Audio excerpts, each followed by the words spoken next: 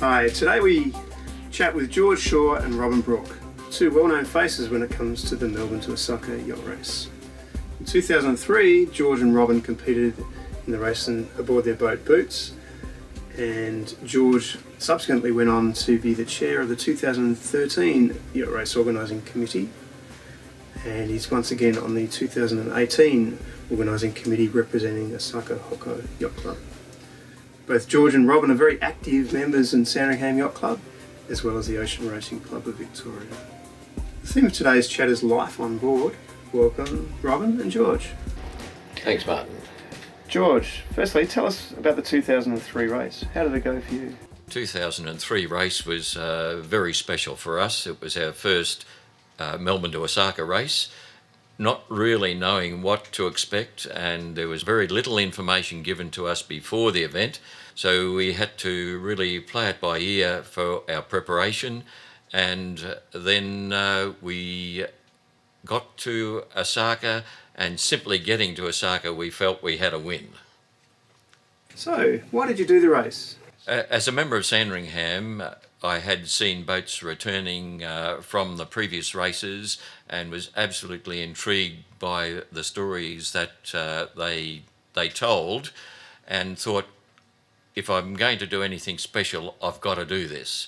And I went and bought the boat, which I thought would do the race. That was Boots, a Cavalier 37.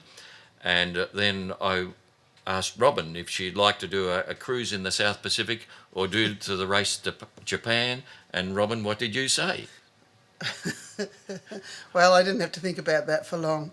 The idea of cruising in the Pacific with George wasn't very enticing for me at that time, but the idea of racing to Japan two-handed non-stop for however long it was going to take us, at that stage we thought it would be about 40 days. That was really, really tempting.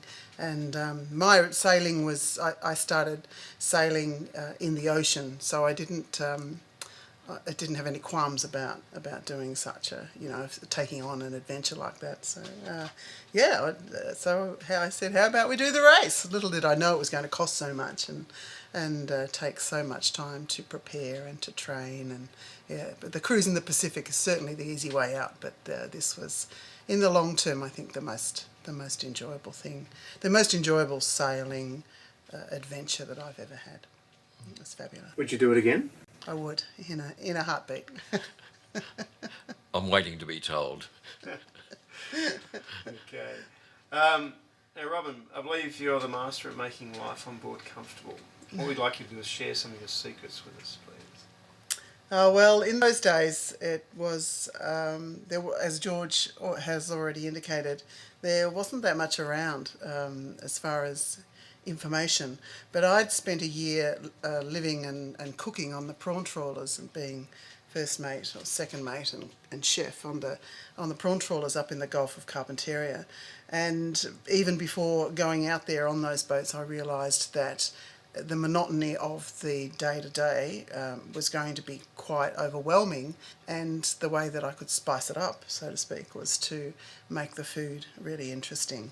So I took all the Chinese baskets and bowls and chopsticks and pizza trays and everything I could think of to make food interesting, and I didn't need to, because obviously someone had been there before me on all three boats and they were really well decked out.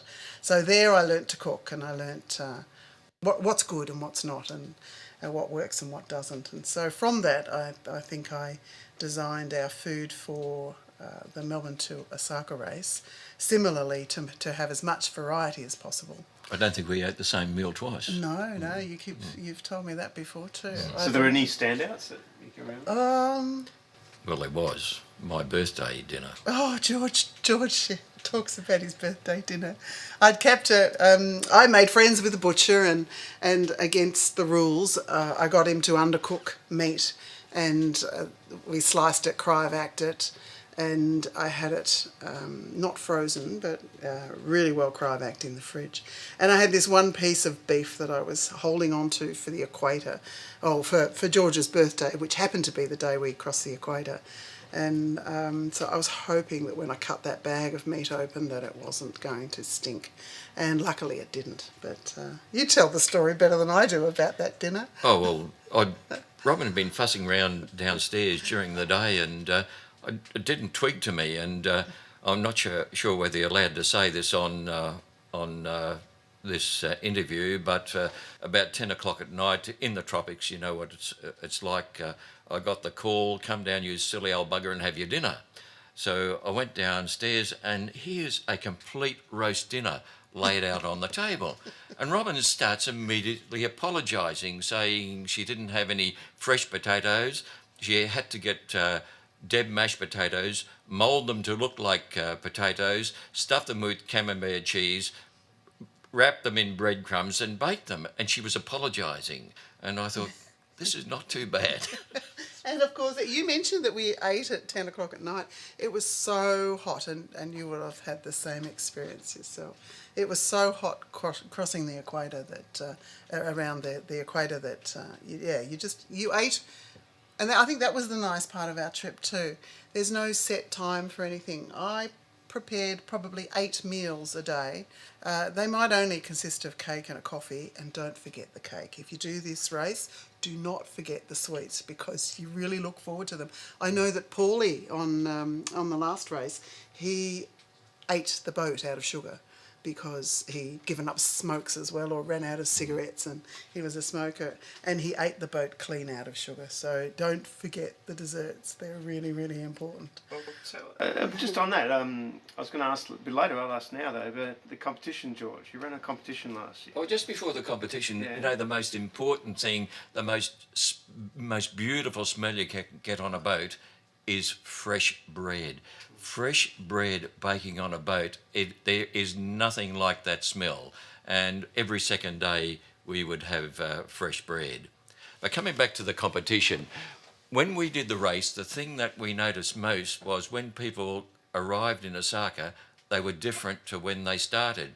They seemed to have slimmed down a bit, and everyone was talking about how much weight they'd lost. So for the 2013 race, we decided we'd run a competition on to see how much people actually lost weight during the race. So at Blairgowrie, we weighed everyone. Every crew member was weighed before the start, and as soon as they arrived in Osaka, before they had any chance to have a drink or another meal, we weighed them again. And we do have the results all tabled out. The most weight lost during the race was 11 kilos from Trevor Taylor, and there was only one crew member who actually put on weight, and that was the guy who had stopped smoking during the race, Paulie, on Turbulence, and he actually put on a kilo for the race. But most crew members lost between 5 and 11 kilos. On Optimus Prime, Daniel, Optimus Prime, not crime, Daniel and Trevor lost a combined 21 kilos. I think somebody in our race in 2003 lost 20 kilo. Okay, That so was food's pretty important then. So what tips you got on the food? What sort of well, things you don't need tips anymore. But the difference, what you can get now with hermetically sealed, cooked in the pack type foods weren't around in 2003. I know my mum sourced a supplier from New Zealand, and they supplied the Australian Army, and I ended up supplying about 8 of the boats in our race because they hadn't given food any thought. And I remember seeing in the last race a boat taking on board a carton of tuna. And I thought, oh, they're going to be so sick of tuna by the time they get there. So to give it, I had, because you have to be conscious that you have 2 tanks of water, you may lose one. It may split, you may come off a wave and lose half of your water. You're not going to pull out of the race. You may lose 3 of your batteries or something, and you've got limited electricity, limited power to run if you've got a microwave, for example. These are all the things you've got to consider when you're preparing for the race. With our gas, we worked out exactly how much we were using we took an extra bottle. We had to arrange storage for that because there's special storage conditions around that. We worked out every light fitting and how much power it used so that if we had to conserve, we knew where we had to start. You know, things like that. That's the start of you managing your refrigeration. What are you going to use? Now we've got a freezer. We've got a freezer, eutectic fridge, 12-volt fridge. Then we didn't. We only had a eutectic. So you can't, it's very hard to maintain a stable temperature in a eutectic. So all of these considerations came into the management of your food on board. So I took really good food, fresh food, and I had hoped that if everything goes well, that will last the distance. But if it didn't, I also had backup plans. I had dried food, and then my third backup plan, or my second backup plan, was the supplies from the army rations, and then the third backup plan was dry food because I thought, oh well, you know, we might have water left, and we did end up arriving with water left. We had gas when we arrived. We were really lucky because of all the training that we did in the preparation. We didn't have any failings, so I had enough food to get there and back and probably beyond. Hygiene and health and oh yes, you know. well, we heard from a lot of the other sailors in previous races that, especially those who were steering with a tiller, that gunnel bum was a really big concern. And so my feelings were, okay, you got to get the salt off your body after every shift. So we were 3 hours on, 3 hours off, 24/7, 3 hours on, 3 hours off. And to wipe down your body, I found these huge body wipes that were from nursing homes. They don't make them anymore. But they were just brilliant to give you an all-over wipe. And we arrived really a lot healthier than we left, whereas a lot of others, they had to steer on their tummies when they were helming with the tiller because their ass was so sore. Sure. Okay, so for competitors who do the race, there's lots of tips for them. One standout tip for them to get the most out of the race. Prepare. We went out of the heads 8 times. Did qualify? To do our qualifier, yeah. And we came back 7 times without a motor.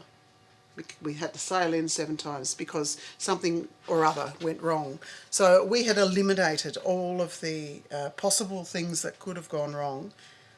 Obviously there are other, we were lucky, I suppose, but our luck was based on really good preparation.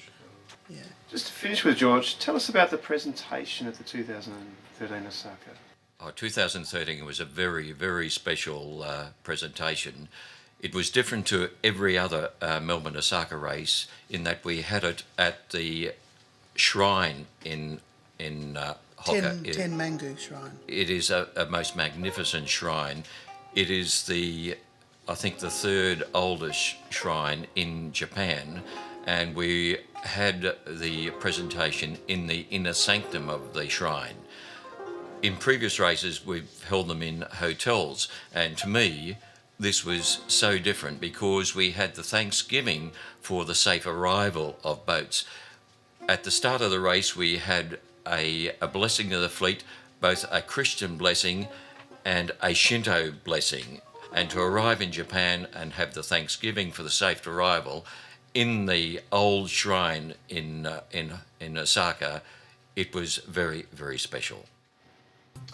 All right, well, thanks both for your time, and who knows, we may see you at the next race.